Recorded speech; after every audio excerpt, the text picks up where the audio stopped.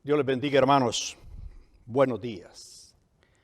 De nuevo es un gozo compartir la palabra del Señor. Hoy quisiera compartir acerca de una historia en los evangelios muy significativa para todos.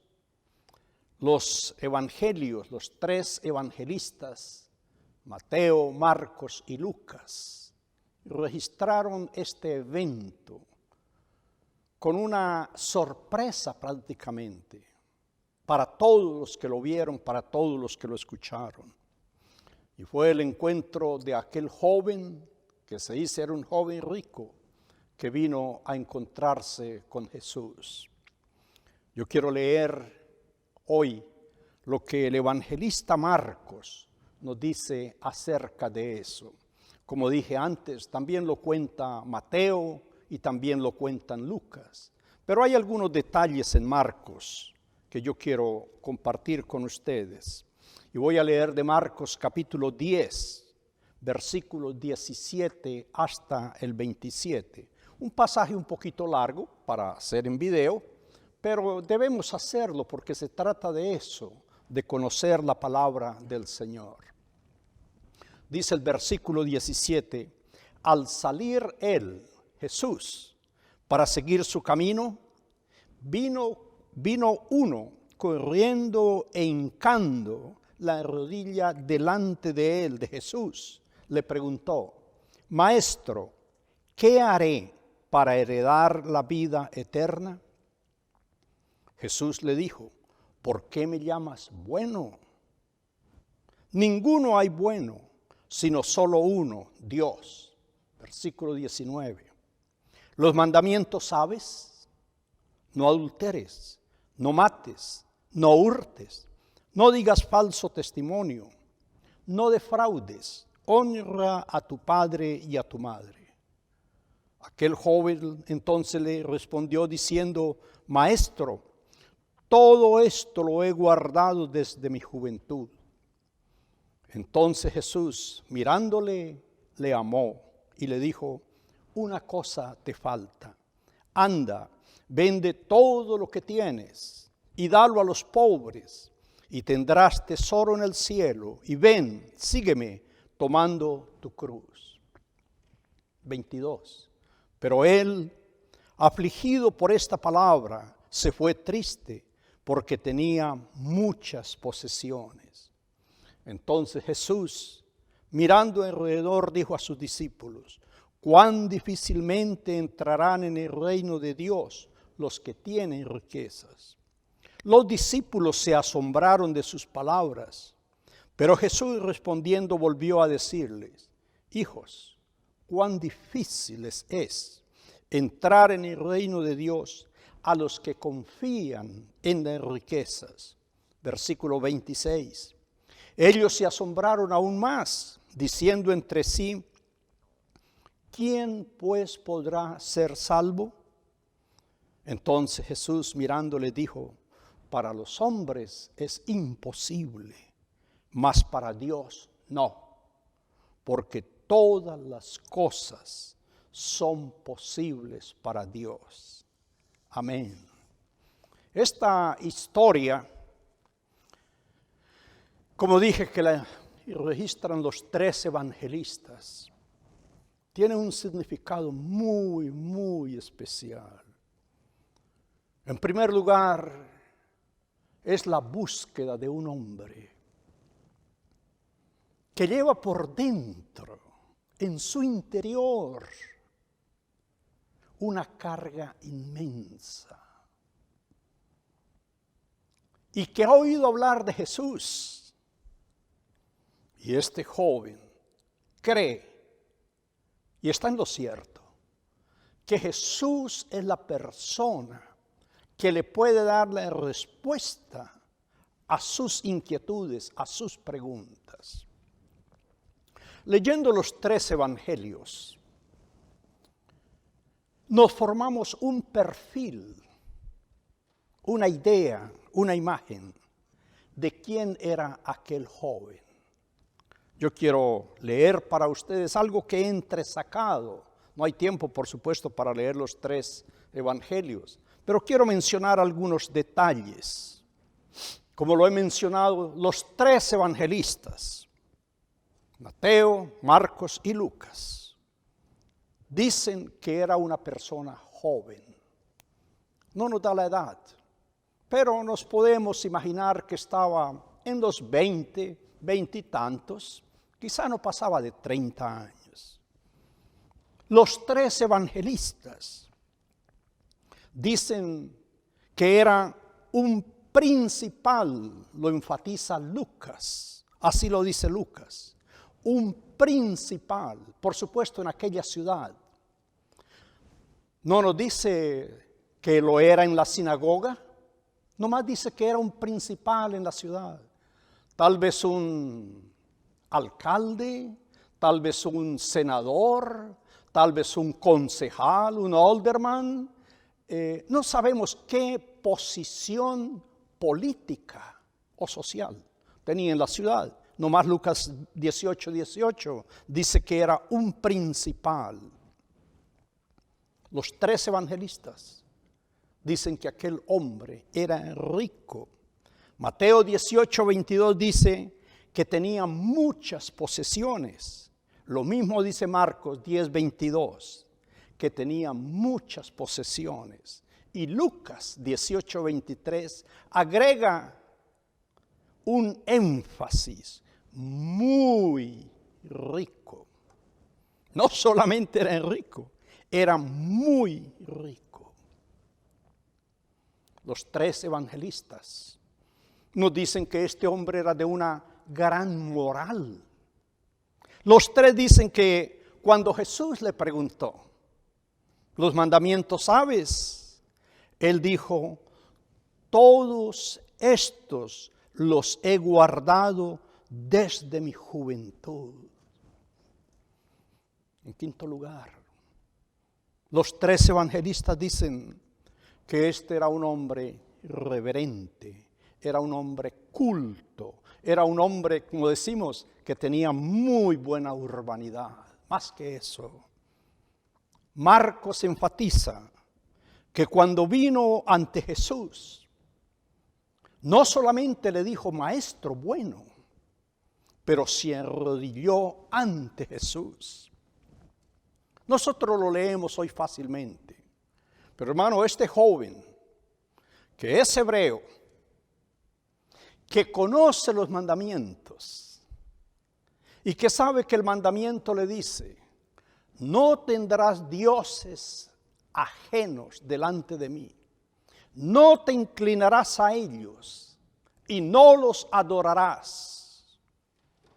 Para los hebreos, para los judíos, definitivamente no adoraban a ningún ser humano. Por eso Daniel fue a la cárcel, porque se negó a adorar la estatua de Nabucodonosor.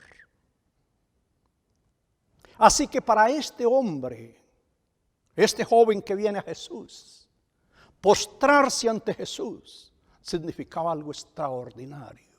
No solamente en su conciencia, pero también la imagen que él tenía de Jesús. Tuvo que haber visto en Jesús algo más allá de cualquier hombre para postrarse ante él. Así que este hombre tiene un gran carácter, una gran personalidad, lo que muchos jóvenes y aún adultos desearíamos tener. Tiene riqueza, tiene juventud, tiene fama, tiene cultura, tiene una moral muy alta. Podemos decir, ¿qué es lo que aquel joven no buscó en Jesús? Y por supuesto, lo podemos ver ahí en lo que ya hemos dicho. Aquel joven no vino a Jesús buscando dinero. Como quizá hoy muchos quieren hacerse cristianos, entre comillas, perdónenme, porque les han dicho que si se vuelven cristianos, su economía va a mejorar. Aquel joven no vino buscando dinero. No vino buscando fama. Ya era famoso, ya era un principal. No vino buscando aceptación o reconocimiento ante las gentes. Cuando los evangelistas dicen que aquel hombre tenía muchas posesiones, que era muy rico, que era un principal, es porque aún los evangelistas conocían a aquel hombre. Es un hombre destacado, es un hombre que llega ahí de primeras ante Jesús. Los discípulos, los apóstoles, no tienen tiempo para averiguar quién es aquel hombre, pero cuando lo ven es obvio que ya sabían quién era aquel hombre. Así que no viene en cierto sentido por intereses materiales. No viene por una búsqueda de la gloria de este mundo. Ya la tenía. Él viene porque en su alma, muy dentro de sí, hay un vacío muy grande. A pesar de todo lo que tenía, el evangelista Mateo, en el capítulo 19, el versículo 16, dice que este hombre cuando viene ante Jesús y se postra ante él, le dice: Maestro bueno, ¿qué bien haré para tener la vida eterna? Marcos, como ya dijimos, enfatiza lo mismo, que este hombre ante Jesús postrado le preguntó: ¿qué haré? La misma pregunta, para heredar la vida eterna. Y Lucas toma la misma pregunta ante Jesús: Maestro bueno, ¿qué haré para heredar la vida eterna? Así que la gran preocupación de este hombre es una sola: la vida eterna. Ahora, como nos dice que era joven y que tenía muchas posesiones y que era rico, especulando un poquito, uno se puede, o yo me puedo imaginar, que aquellos bienes, aquellas posesiones que él tenía, no las había logrado por su trabajo precisamente. Porque siendo joven, no tenía tiempo para haber forjado un caudal de riquezas, por más trabajador que hubiera sido. Yo presumo, y esta es presunción mía, que aquellas posesiones, aquellos bienes, aquella riqueza que tenía eran producto de una herencia que le había tocado a él. Y presumo eso porque en las preguntas que le hace a Jesús está implícito eso: ¿qué haré para heredar? 2 veces: ¿qué haré para heredar? Eso me hace pensar que lo que él tenía era que lo había heredado. Y así como él había tenido tal vez que demostrar que le pertenecía esa herencia, probar, etcétera, etcétera, lo que fuera, ahora él está argumentando ante Jesús que tiene valores, que tiene credenciales, que tiene lo suficiente, en su opinión, para heredar la vida eterna.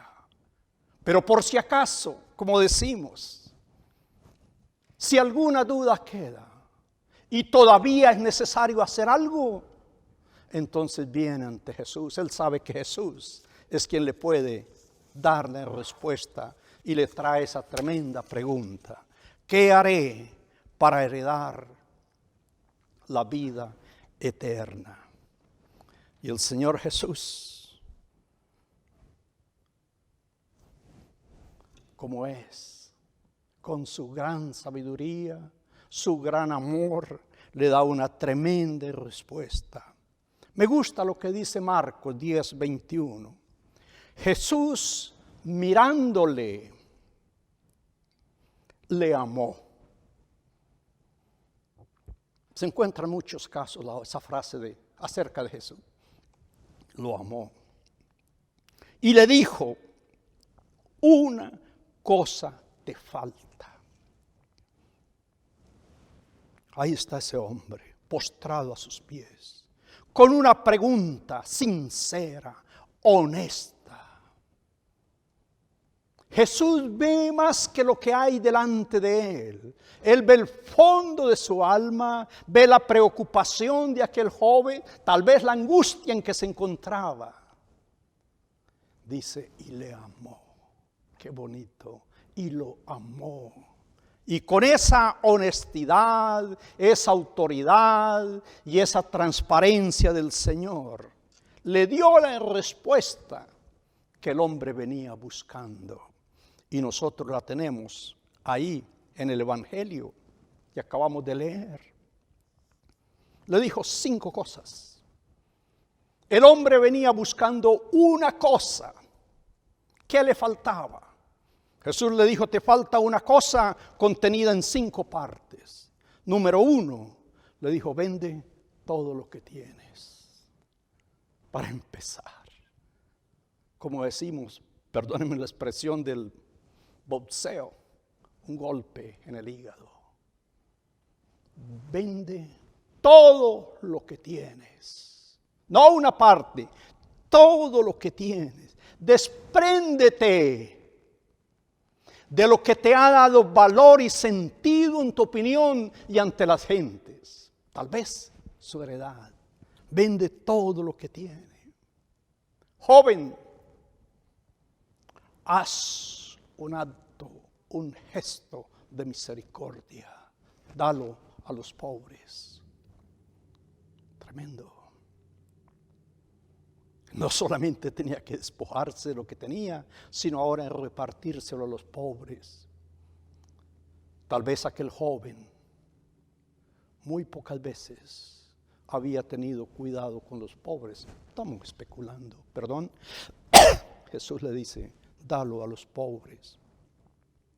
Pero como lo que venía buscando era la vida eterna, Jesús le da una palabra tremenda de esperanza, una palabra de fe, y tendrás tesoros en el cielo. En cuarto lugar, le dice, joven, ven, sígueme. Olvídate de ser el principal que eres. Deja la posesión que tiene. Y ven, sígueme. Y le da la última, tomando tu cruz. Para un hebreo que sabía el significado de la cruz antes que Jesús fuera crucificado, era un término muy fuerte, muy duro. Así que, como decimos vulgarmente, el Señor Jesús le contestó con claridad, con honestidad, con sinceridad. Pero le dio la respuesta que él venía buscando. Cuando este joven escuchó todo esto, su semblante cambió. Él vino con esperanza, él vino con alegría, vino con gran decencia, vino con gran cordialidad, vino al que tenía que venir, a Jesús. Pero él no esperaba esa respuesta. Dice Marcos 10:22, se fue triste y afligido, cabizbajo. Como dije, su semblante cambió. Lo trastornó. El joven que llegó no es el mismo que se fue. Se fue triste y afligido. Entonces el Señor Jesús hace una declaración impresionante. Hace una revelación impresionante. Mateo 19:25. Asombrados, los discípulos se preguntaron, ¿quién podrá ser salvo? Yo repito, Cuando Jesús le dio esta declaración al joven, los discípulos entonces se sorprendieron, se asombraron y dijeron: ¿quién podrá ser salvo? Entonces Jesús les da esta tremenda declaración. Dice que mirándolos a los discípulos les dijo tres cosas. Para los hombres es imposible. La salvación, la vida eterna, es imposible para cualquier ser humano alcanzarla. Número 2, le dice: pero no para Dios, porque para Dios todo es posible. Quiero repetir esto para que quede claro. Los discípulos se asombran por lo que Jesús ha dicho. Y Jesús entonces les aclara que la salvación, lo que aquel joven venía buscando, la vida eterna que venía buscando, era una cosa imposible para los hombres, pero no imposible para Dios, porque para Dios todas las cosas son posibles. El apóstol Pablo tal vez conocía esto o Dios le iluminó esto. Él dijo: no me avergüenzo del evangelio, porque es poder de Dios para salvación a todo aquel que cree. Y la palabra poder ahí que usa Pablo es la misma palabra que se usa para dinamita. El evangelio es la dinamita de Dios. Y todos sabemos lo que es la dinamita. La dinamita de Dios para salvación. ¿Por qué le dice Jesús a estas personas que la salvación es algo imposible para el hombre? 2 o 3 ideas. Número 1, porque Dios no vende la salvación. La salvación no está a la venta. Nadie puede presumir que tiene los miles o los millones para comprar la salvación. Hubo un hombre, cuenta el Evangelio, que tenía muchos bienes. Entonces él dijo: ¿qué haré con todo esto? Dijo: voy a derribar mis alfolíes, mis depósitos que tengo, y voy a construir nuevos. Y ahí voy a guardar todos mis frutos, todas mis cosechas. Y le diré a mi alma: alma, come, bebe, gózate, porque muchos bienes almacenados tienes para ti. Y el Señor le dijo: necio, esta noche vienen a pedir tu alma. Y lo que has preparado, ¿de qué te servirá? ¿O qué dará el hombre por su alma?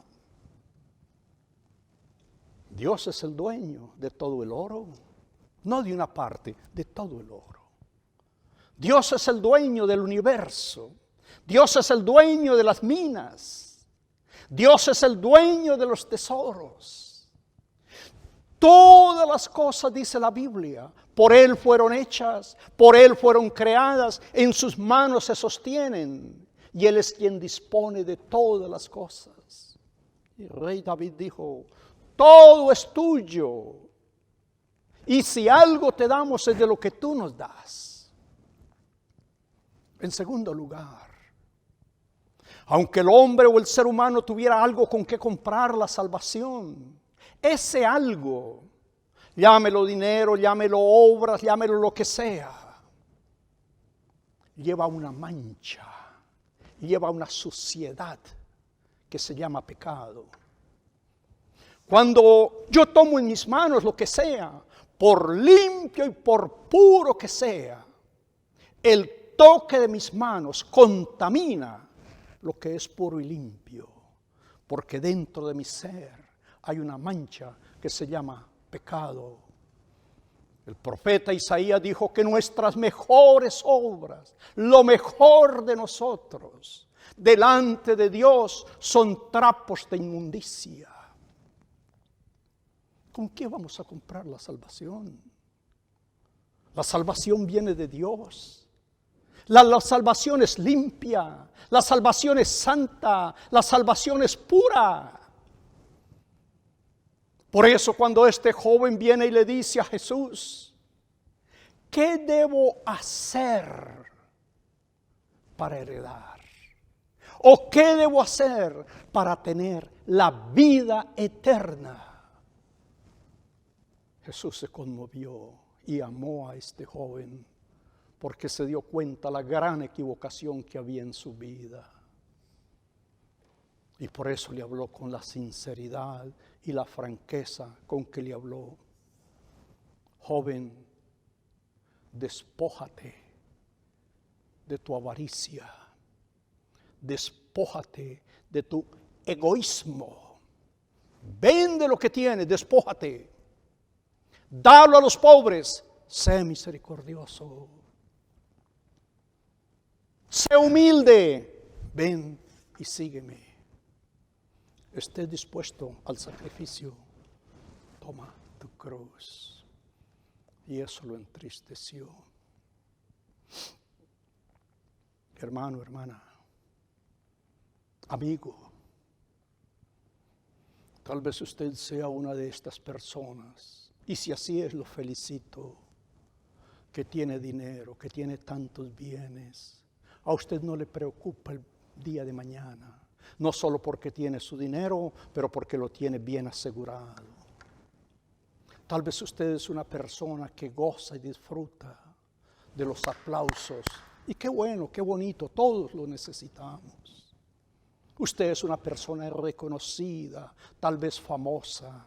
Gracias a Dios que le ha concedido eso.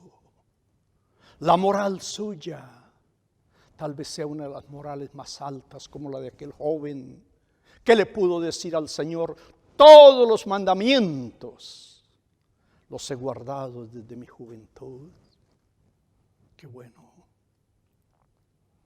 Pero tal vez, digo yo, igual que aquel joven, dentro de usted hay ese vacío, lo que llamó el gran filósofo francés, el vacío de Dios, que solo la presencia de Dios puede llenar. No hay nada más con que llenarla, solo la presencia de Dios. Cuando usted se encuentra solo, en su oficina, en su casa, en su yate, donde quiera que esté, usted se hace la pregunta que se hizo este joven: ¿qué haré para tener la vida eterna? Jesús nos da la respuesta. Pon a Jesús en primer lugar. Esté dispuesto a seguir a Jesús, no importa dónde ni cómo. Y Jesús se lo dijo al joven: y tendrás tesoro en el cielo. Para creer eso y para aceptar eso se necesita fe. Y fe es depositar mi confianza en lo que Jesús dice, aunque yo no lo entienda todo. Esa es mi fe. Señor, me basta que tú lo digas, como dijo aquel centurión. Señor, no es necesario que vengas a mi casa, di tú la palabra y mi siervo sanará. Señor, si tú das la palabra, es todo. Creo tu palabra, Señor, aunque yo no la entienda. Esa es la fe. Y yo quiero invitarlo a usted, hermano, amigo, si usted tiene una duda de su eternidad, de su vida eterna, de lo que va a pasar después que usted muera, Jesús nos ha dado la respuesta. Ponga a Jesús en primer lugar, por encima de todo.